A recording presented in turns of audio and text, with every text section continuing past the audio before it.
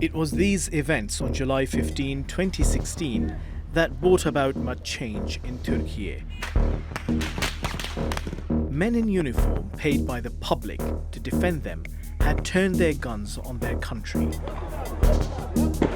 Meclis saldırı altındaydı. Türkiye Büyük Millet Meclisi, demokrasinin kalbi, uçaklar tarafından bombalanıyordu biz geldiğimizde. Yayınlarımızı yapmaya başladık. O yaptığımız yerlerden birisi de hemen bu aşağısıydı. Burası ana giriş holü, şeref holü. Hemen arkası da milletvekillerinin oturumlara katıldığı genel kurulu salonu. Yani tam olarak demokrasinin kalbinin attığı yer burası. Hislerimi tarif etmem kolay değil. Aslında bizim işimiz biraz hislerinizi saklamanızı gerektiren, duygularınızı geriye atmanızı gerektiren bir iş ama Türk Silahlı Kuvvetleri'ne ait uçakların, Türk Silahlı Kuvvetleri'ne Türk halkının vergileriyle verilmiş bombalarla Türkiye'nin demokrasisinin kalbine, merkezine, beynine saldırı yapmasına anlam vermek kolay değildi. Bu bir gazeteci olarak da, bir insan olarak da bir öfkeye sebep oluyor. But while Erkuş tried to contain his feelings and focus on reporting, tens of thousands of Turkish citizens across the country poured on the streets to defend their democracy. They tried to block the tanks with their cars. Many were crushed by the Coup soldiers. Some civilians even lied down in front of the tanks. Special forces fought back, as did Turkish intelligence operatives. The next day, the Coup soldiers surrendered. Those people behind the coup attempt wanted to create a dictatorship, an authoritarian system, wanted to destroy democracy.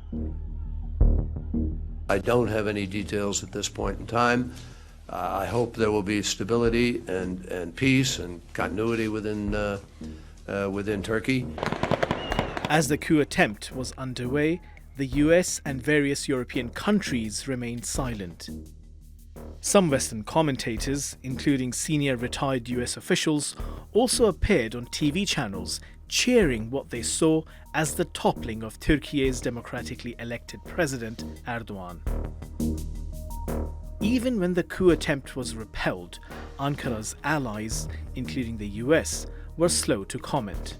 I think the effort of what is considered to be a US-backed attempt of this coup in Turkey, the fact that Russia opposed it and condemned it showed the complexity of this relationship, because it was Turkey's NATO allies which wanted effectively regime change in order to dictate the terms of Turkey, its policies.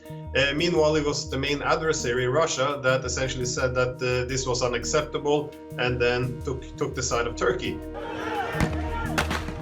In Europe, if I may call it like this, some political circles, some media circles, they are afraid of a modern, prosperous, successful Turkey. A Turkey which actually says no if it has to be said. Ankara held the FETÖ terrorist organization responsible for the coup attempt and asked the US to extradite its leader, Fethullah Gülen, who had been living a luxurious life in America. That extradition has not yet happened. Before talking about the United States case, I have to emphasize that there are always clauses in extradition agreements saying that the so-called political crimes are mostly left outside of extradition processes. And otherwise, all ordinary crimes and terrorist crimes, these kind of crimes should be included in the extradition according to many bilateral agreements. Between United States and Turkey, there is an extradition agreement. And, other than the kind of crimes, of course, the demanding country should present enough evidences about the suspect to prove that there is a reasonable ground to try that person for certain crimes. What I understand from United States statements that they are not satisfied with the evidences presented to the United States. But I am sure that there should be enough evidences for an extradition because in Turkish courts we have seen many trials. I think their numbers are about 200, more than 280 cases were held in the Turkish courts about the members of FETÖ organization. All of them have just finished. I think there are around 5,000 people convicted for such crimes. So it is quite visible, to anticipate that there should be enough evidences about Fethullah Gülen for an extradition.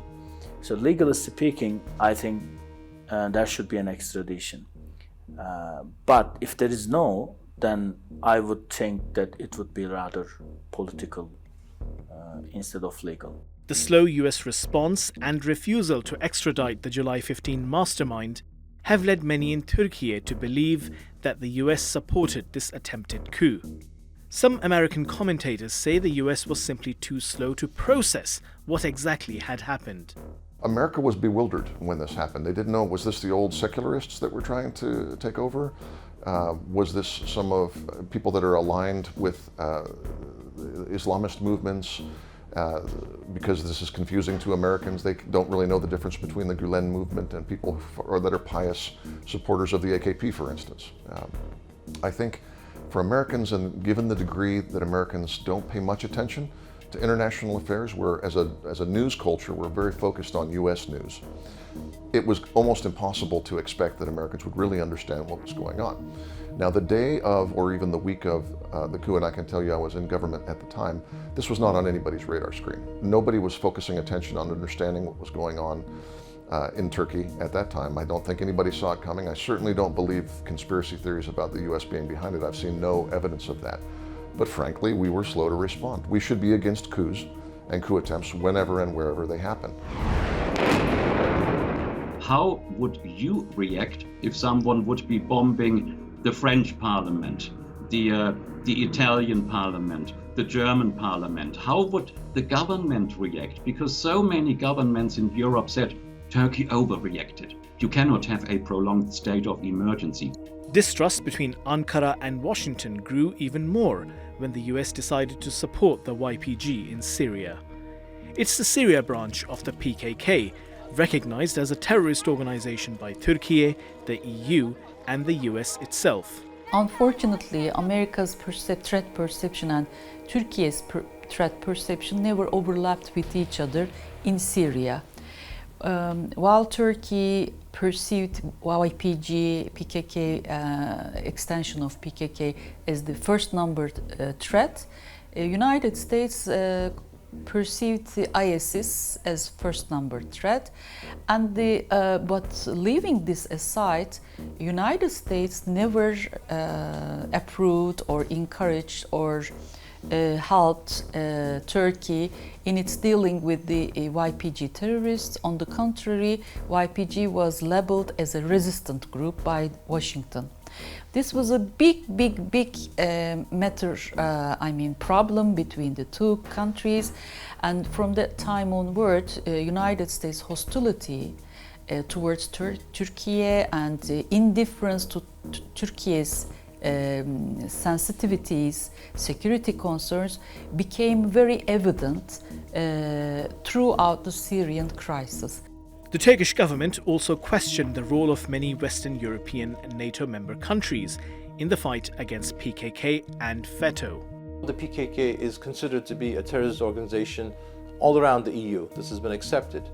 But they have not implemented or reacted in the same way that they should with regard to any terrorist organization. For example, Daesh or ISIL, whatever you call it, could those members do what the PKK is doing in those countries?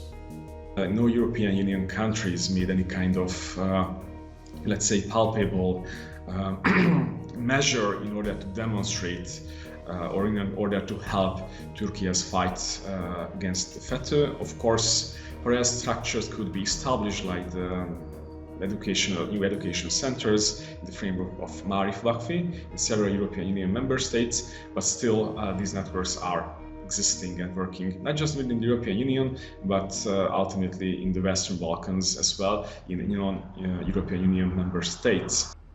So the EU again failed to fully understand that how to deal with the PKK threat, how to deal with a group like FETÖ, how to deal with terror in general cannot be photocopied from one country till the other.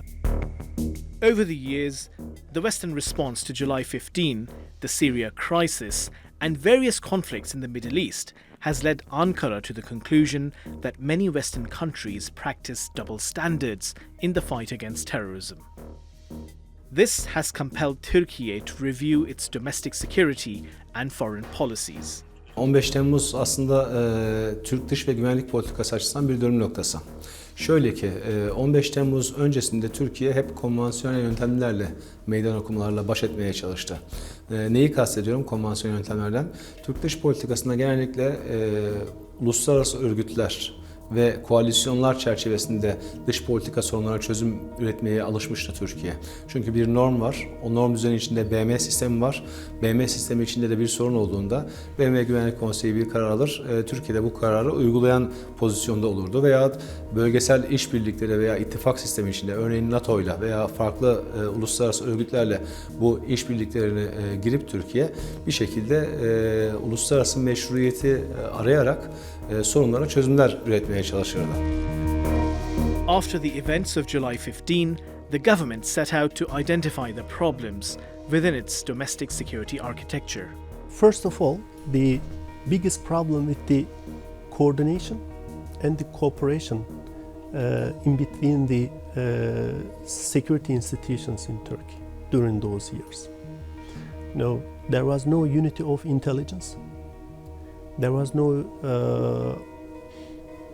just one organization just controlling the entire security institutions that includes the law enforcement, the military, and so on. So in this sense, the coherence between the intelligence agencies, operational organizations did not exist or was not very effective during those years. We can put a lot of blame on FETÖ members within the security institutions those years. We did even those, the FETÖ members are believed to manipulate the, the peace process. Taken the, the power from their presence within the justice organizations, legal organizations, and so on. In this sense, the last 3 years between before the coup attempt in 2016, so the dominance or the gravity of the FETÖ in intelligence, in military and in law enforcement forces just prevented Turkey take effective steps against the terrorist groups and the conventional threats along its border in the south with Iraq and with Syria at the same time. But that would not be the case for much longer. In August 2016, Türkiye launched Operation Euphrates Shield in Syria. It cleared large swathes of northern Syria of Daesh terrorists. Then came Operation Olive Branch. It removed the YPG terrorist organization from Afrin. Operation Peace Spring followed, establishing a safe zone in northern Syria. And finally, Operation Spring Shield, which targeted Syrian regime forces. That started with the transformation or reform of the security architecture. First, I mentioned about the intelligence, 4 different intelligence agencies that I mentioned. Then we saw the unity of the intelligence was achieved under the umbrella of National Intelligence Agency. So the military intelligence, the police intelligence, gendarmerie intelligence, and the intelligence activities beyond Turkish border, they just organized from just one, the intelligence agency. And this definitely helped Turkey to gain the intelligence supremacy in the region against unconventional threats. And this was the starting point of the reform in the security architecture in Turkey. Then we saw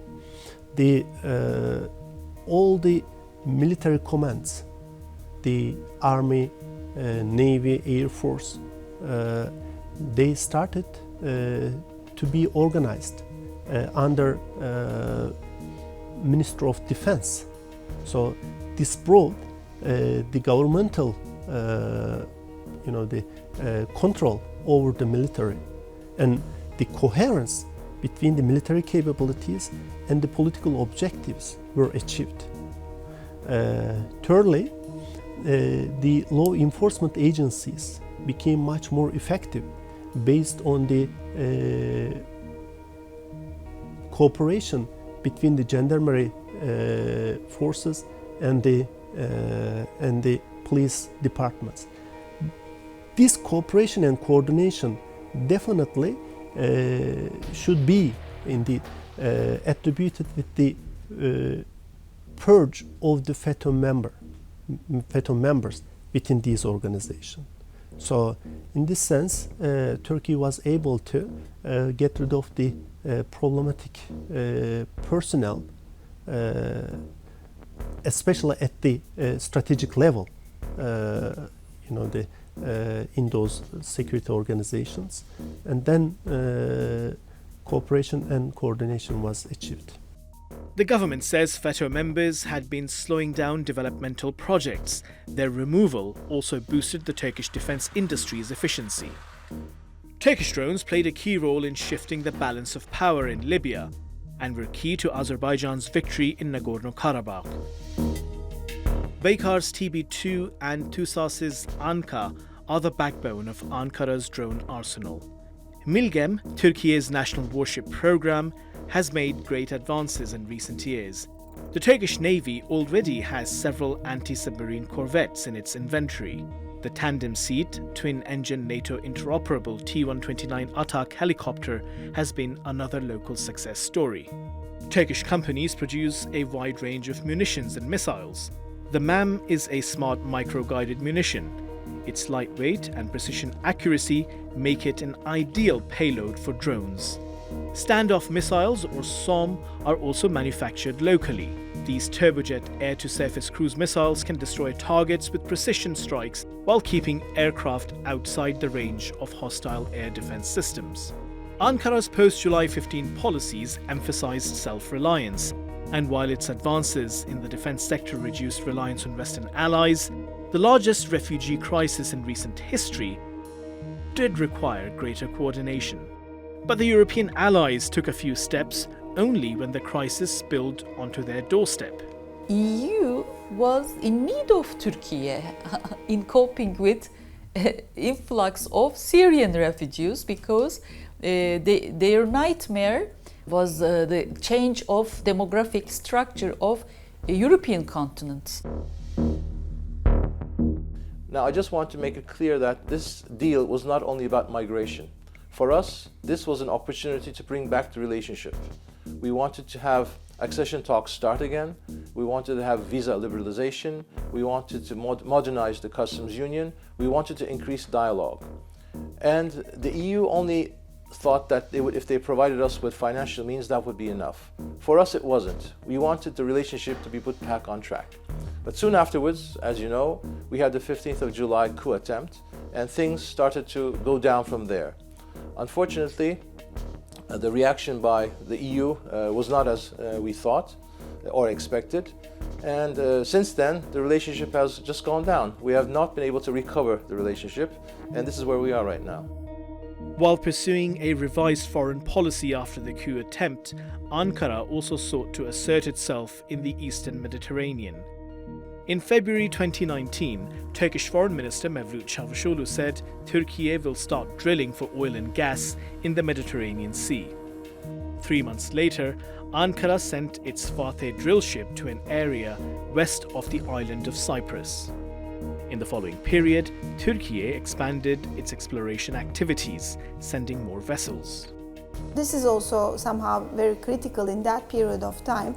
Turkey started to buy new exploration ships, drilling ships, and especially the arguments related with the rights of Turkish Cypriots and Turkey in Eastern Mediterranean started to warm up this atmosphere. Actually, it created a kind of hot conflict in between Greece and Turkey.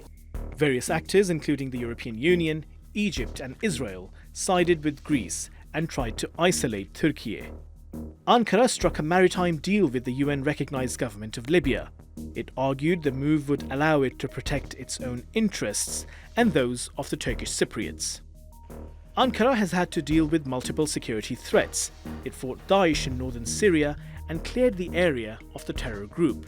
It also sought to push back the YPG terror group and create safe space for Syrian refugees to return. It was not something planned well ahead by Turkish authorities, but the unfolding events, especially during second Obama administration afterwards, left Turkey with no other choice but to go with its own initiative in northern part of Syria, and which is definitely, to my point of view, definitely not a violation of international law. After the American decision to leave the area and subcontract, if you will, with the terrorist organization of PKK-YPG, Turkey had no other choice but to go with its own plan in northern part of Syria. Turkey aims to merge the areas of operation that I mentioned in a linear way, and also wants to have an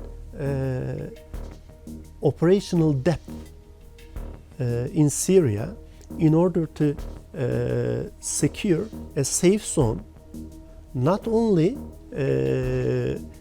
as a preventive way for its own national security, but for to prevent the further displacement of the Syrian people, and also to pave the way for the